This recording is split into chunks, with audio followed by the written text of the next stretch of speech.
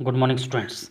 आज की इस वीडियो में मैं आपको बताने जा रहा हूँ मूवमेंट अलोंग डिमांड कर्व, यानी कि मांग वक्र पर संचलन। मांग वक्र पर संचलन का मतलब क्या होता है और ये किस तरह से होता है, इसका टाइप्स हम देखेंगे। इसका मतलब है बेटा कि जब वस्तु की कीमत में परिवर्तन आने पर, जब प्राइस चेंज हो जाता है तो प्राइस चेंज होने के परिणाम से उसकी डिमांड चेंज हो जाती है और फिर डिमांड कर्व चेंज हो जाता है या मांग में जो परिवर्तन आ जाता है उसे हम मांग वक्र पर संचलन कहते हैं। प्राइस में चेंज होने पर डिमांड में जो चेंज होता है, ये तो इसका मीनिंग है। ये ज़्यादा इंपॉर्टेंट नहीं रहता है। इंपॉर्टेंट इसमें क्या रहता है कि इसके टाइप्स, इसके प्रकार कितने हैं। मांग वक्र पर जो संचलन है ये दो तरह का, एक एक्सटेंशन इन डिमांड है और दूसरा कॉन्ट्रैक्शन इन डिमांड है। एक्सटेंशन इन डिमांड का आपने अर्थ समझना है बेटा। इस चीज़ को मैं आपको टेबल के माध्यम से भी और डायग्राम के माध्यम से भी बताऊंगा। एक्सटेंशन इन डिमांड का मतलब है कि अन्य बातें समान रहने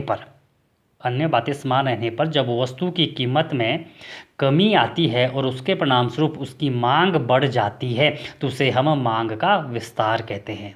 अर्थ मैं आपको दोबारा से बता दूं बेटा कि जब कीमत के घटने से मांग बढ़ जाती है तो उसे हम मांग का विस्तार कहते हैं। और इस चीज़ को हम यहाँ पे टेबल के माध्यम से भी समझ सकते हैं बेटा। टेबल में दिखाया गया है कि जब कीमत 5 से घटकर 1 हो रही है, मतलब कीमत में कमी आ रही है, तो हमारी मांग जो है 1 से बढ़कर 5 हो रही है। अर्थात कीमत के घटने से जब हमारी मांग जो है बढ़ रही है तो उसे हम मांग का विस्तार कहते हैं। तो आपने टेबल यहाँ पे लिखना है और टेबल के बाद इसको एक्सप्लेन कर देना है 2-3 लाइनों में कि तालिका से हमें ये पता चल रहा है। फिर आपने इसका डायग्राम बनाना है। डायग्राम आपके सामने बेटा, ओ एक्स पे जो है हमने क्वांटिटी को लिया है और वाई पे हमने प्राइस को ले रखा है। डी डी हमारा जो है बेटा, ये जो डी डी है डिमांड कर्व है। और ये हमें क्या बता रहा है, हमें बता रहा है कि जब जो है प्राइस कितना है 1 है तो उसकी क्वांटिटी कितनी है 5 है, और जब उसकी प्राइस कितनी है 5 है तो उसकी क्वांटिटी कितनी 1 है। मतलब कीमत जब 5 है तो 1, कीमत घटकर 5 से 1 हुई तो मांग जो 1 से बढ़कर 5 हुई। और एरो बेटा ऊपर से नीचे की ओर लगा हुआ है, ये यहाँ पे इंपॉर्टेंट रहेगा,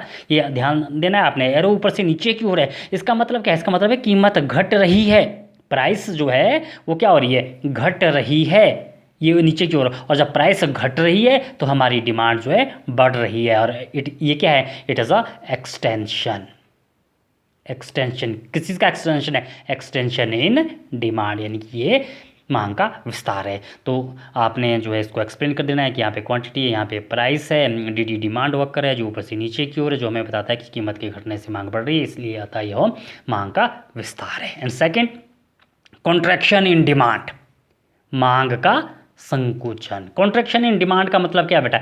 इसका मतलब है कि अन्य बातें समान रहने पर, पहले से उल्टा है बेटा, ये पहले से उल्टा है इसका मीनिंग। अन्य बातें समान रहने पर जब कीमत बढ़ती है, किसी वस्तु की कीमत बढ़ती है और कीमत के बढ़ने से जब वस्तु की मांग में कमी आती है तो उसे हम कॉन्ट्रैक्शन इन डिमांड कहते हैं, उसे हम मांग का संकुचन कहते हैं। क्या मीनिंग मैंने आपको बताया, दोबारा से मैं आपको एक्सप्लेन कर दूं कि जब कीमत के बढ़ने से मांग घट जाती है तो उसे हम मांग का संकुचन कहते हैं। और चीज़ को यहाँ पे टेबल के माध्यम से भी हम देख सकते हैं। टेबल में बताया गया है कि कीमत 1 से बढ़कर 5 होगी, यानी कि प्राइस बढ़ गया। कीमत के बढ़ने से मांग 5 से घटकर 1 होगी, यानी कि मांग में कमी आ गई। अतः तालिका से भी हमें पता चलता है कि यह मांग का संकुचन है।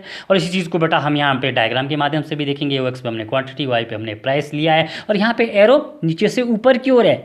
पहले में क्या था, इस तरफ को था, और यहाँ पे एरो क्या है, ऊपर की ओर। इट मीन्स कि कीमत बढ़ रही है, कीमत बढ़ रही है, ये ऊपर की ओर। जब कीमत बढ़ रही है तो कीमत के बढ़ने से क्या हो रहा है, क्वांटिटी जो है हमारी या डिमांड जो है हमारी घट रही है। तो ये क्या है बेटा, it is a contraction, contraction in demand. और यही क्वेश्चन बेटा 4 नंबर का आता है। 4 नंबर का क्या क्वेश्चन आता है कि मांग का विस्तार क्या है और मांग का संकुचन क्या है, इसको तालिका और चित्र के द्वारा स्पष्ट करना है। तो आपने केवल टेबल और डायग्राम ही नहीं बनाना है, मीनिंग लिखना है, टेबल के बाद उसको एक्सप्लेन करना है, टेबल को, फिर डायग्राम को भी एक्सप्लेन करना है, फिर कॉन्ट्रैक्शन ऑफ इन डिमांड का मीनिंग लिखना है, फिर जो टेबल बनाओगे उसको भी कम से कम 2 लाइनें 3 लाइनें एक्सप्लेन करनी है, फिर डायग्राम बड़ा और फिर उसको एक्सप्लेन करना है। तो उम्मीद है जो अभी इस वीडियो में मैंने आपको बताया extension in demand and contraction in demand वो आपको समझ आया होगा। Thank you.